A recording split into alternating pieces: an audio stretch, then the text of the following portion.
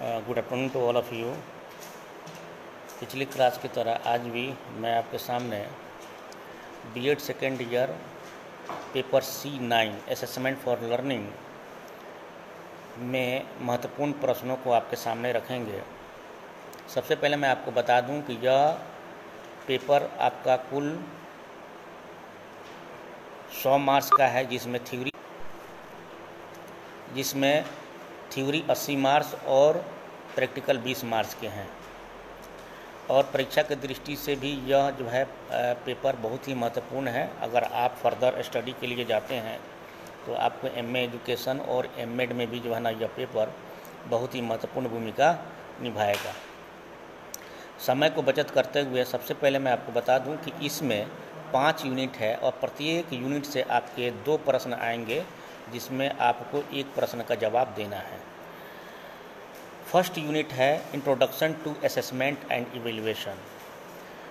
इस यूनिट को अगर आप गौर से अगर पढ़ेंगे तो आपको फर्स्ट ही टॉपिक में आपके प्रश्न छुपे हुए हैं। इसमें से मैं आपको 2 प्रश्न जो महत्वपूर्ण है मैं आपके सामने रखना चाहता हूं, जिसमें पहला प्रश्न है कम से कम आपको असेसमेंट का कंसेप्ट, आपको इवैल्यूएशन का कंसेप्ट और मेजरमेंट का कंसेप्ट आनी चाहिए। इसलिए कोई भी अगर जो इस पेपर का सेटर है, कम से कम आपको बेसिक नॉलेज के लिए मेजरमेंट, असेसमेंट एंड इवैल्यूएशन को डिफ़ाइन करना, उसकी विशेषताओं को बताना, उसके नेचर को बताना, साथ ही साथ इसके क्या पर्पस हैं, क्या ऑब्जेक्टिव है, ये आपके जो है ना एक प्रश्न हुए।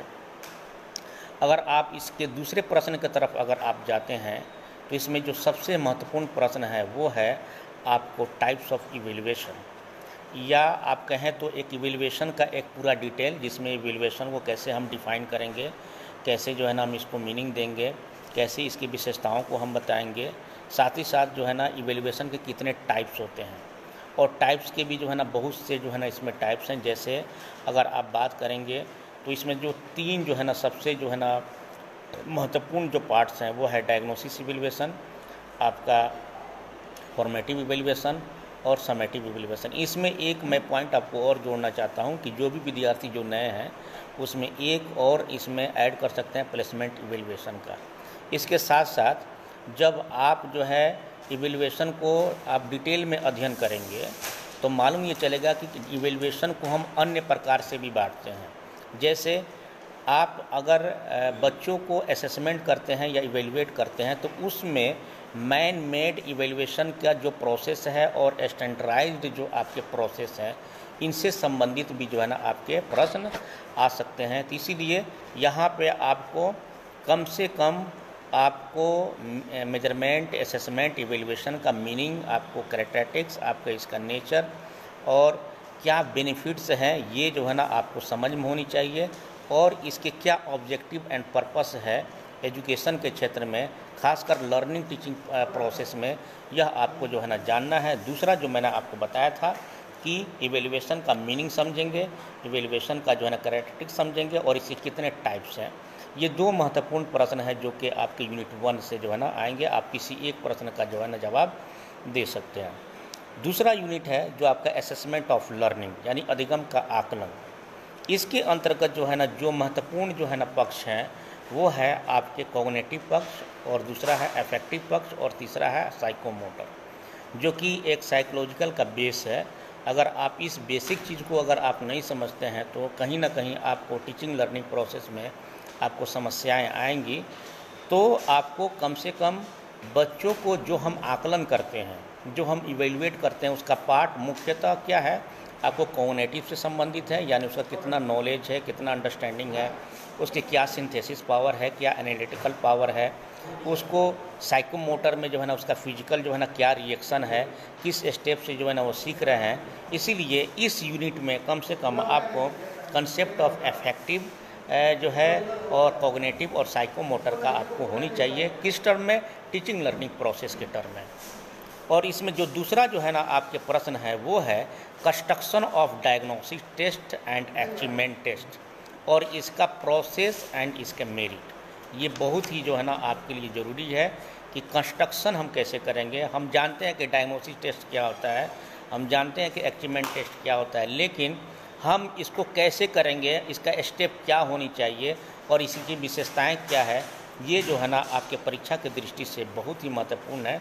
तो मैं आपके सामने असेसमेंट ऑफ लर्निंग यूनिट 2 के अंतर्गत मुख्यतः मैं 2 ही प्रश्नों को आपके सामने रख रहा हूँ। पहला concept of affective, cognitive and psychomotor, and second one construction of diagnosis and achievement test, इसके process, steps and merit and demerit. ये दो है ना, दो आपके इम्पोर्टेंट प्रश्न हैं।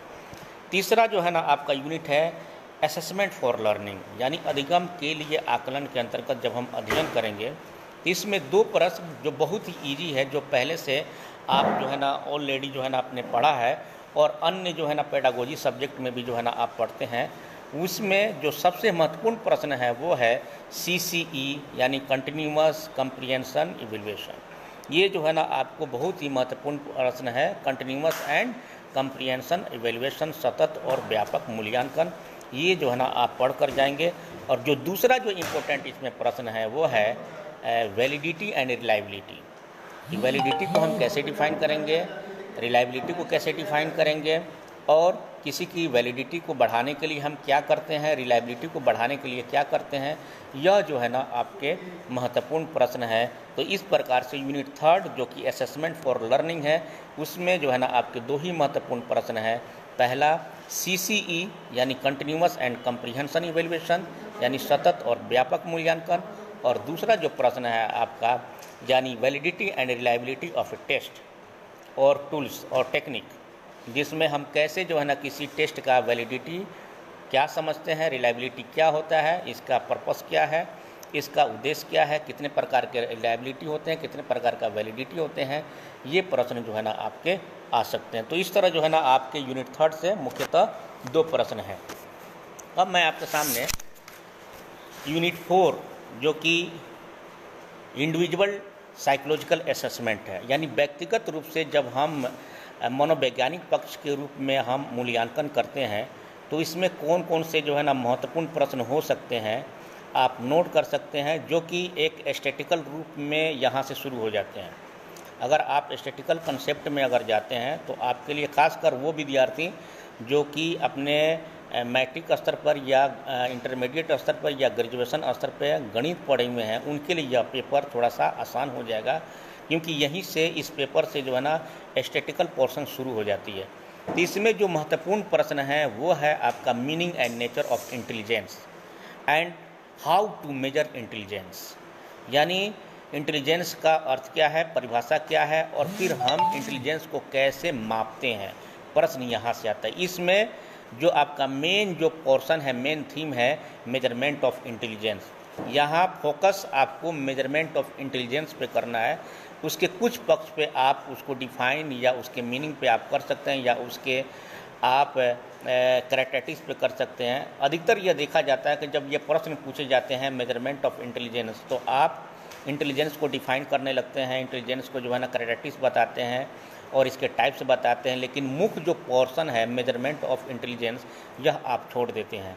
इसलिए आप कोशिश करेंगे कि इस प्रश्न में मेन थीम आप मेजरमेंट ऑफ इंटेलिजेंस रखेंगे, यानी इंटेलिजेंस को हम कैसे मापते हैं, किस प्रकार के साइकोलॉजिस्ट ने कौन कौन से विधियां जो है ना इसमें दिए हैं, इस पर ज़्यादा आपको फोकस करना है। और इसके जो दूसरा प्रश्न है वो है पर्सनालिटी से संबंधित, यानी पर्सनालिटी क्या है, उसका डिफाइन कैसे करेंगे, उसका अर्थ क्या है, उसको जो है ना किस प्रकार से जो है ना हम बांटते हैं, कितने टाइप्स के जो है ना पर्सनालिटी होते हैं, और फिर पर्सनालिटी को कैसे मेजर करते हैं, ये जो है ना हमारे लिए और आपके लिए जो है ना एक महत्वपूर्ण प्रश्न है। और जो लास्ट जो इस यूनिट का है वो है interpretation and reporting of student performance, जो कि प्योरली आपका एस्थेटिकल बेस है। लेकिन वो विद्यार्थी जिनके गणित कमज़ोर हैं, वो विद्यार्थी जो गणित में हेजिटेशन रखते हैं, उनके लिए भी जो है ना इसमें पास करने का ऑप्शन है। अगर आप जो है थ्योरेटिकल पोर्शन को टच करते हैं तो इसमें भी महत्वपूर्ण प्रश्न जो है ना आपके सामने आएंगे। तो इस हिसाब से interpretation and reporting of student performance में मुख्यतः मैं 2 प्रश्न आपके सामने रखना चाहता हूँ।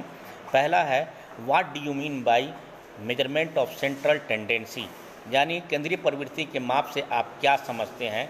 यह प्योरली मैथमेटिकल पोर्शन है, लेकिन आप अगर थ्योरी पोर्शन से भी डिफाइन करना चाहते हैं तो भी जो है ना आप जो है ना परीक्षा की दृष्टि से सफल हो सकते हैं और आपको अच्छे मार्क्स आ सकते हैं। तो इसमें मीन मीडियन मोड को जो है ना बेहतर ढंग से डिफाइन करना, उसको मेरिट को बताना, उसको डिमेरिट को बताना और कहाँ कहाँ लिमिटेशन है एक मीन के लिए, एक मीडियन के लिए और एक मोड के लिए। यह जो है ना वो विद्यार्थी जिनको जो है ना मैथमेटिक्स जो है ना डरते हैं या कमज़ोर हैं उनके लिए जो है ना यह बहुत ही महत्वपूर्ण प्रश्न है। और दूसरा इसमें एक पक्ष है डायग्राम को बना लेना, यानी एक हिस्टोग्राम से जो है संबंधित और एक फ्रीक्वेंसी कर्व से संबंधित आप डायग्राम बना लें, इसको जान लें, यह बहुत ही महत्वपूर्ण प्रश्न है। और इसी जो है यूनिट के जो दूसरा प्रश्न है वो है कि role of feedback to improve the teaching learning process.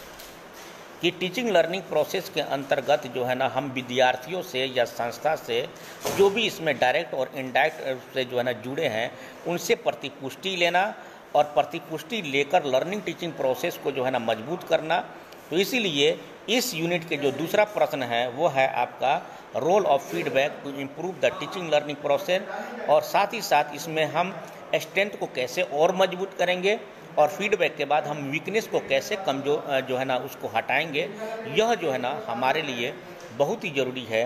तो इस तरह जो है ना मैं आपके सामने आपके CC जो है 9 से यानी असेसमेंट फॉर लर्निंग जो है पेपर से मैंने 5 यूनिट में जो है ना मुख्यतः प्रत्येक यूनिट में मैंने 2-2 प्रश्न को जो है ना आपके सामने रखा है। आई होप को आप जो है ना इस प्रश्न को जो है ना पढ़ेंगे और आप निश्चित ही जो है ना एक अच्छे मार्क्स से जो है ना उत्तीर्ण होंगे। मेरी शुभकामनाएं सभी के साथ है। आई होप आप सभी लोग जो है ना इसमें सफल होंगे।